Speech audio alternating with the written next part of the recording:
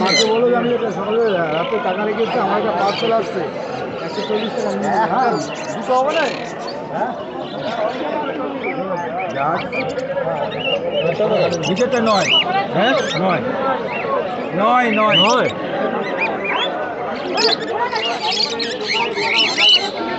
9 পাচ্ছিলে।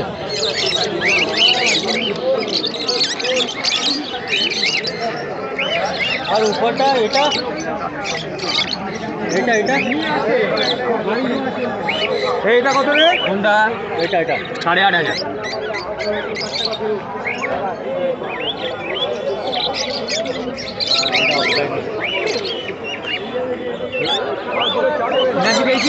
Offline আপনি কি করবেন? ছবি তুলে আপনি ছবি তুলে আর দাম নিয়ে কি করবেন?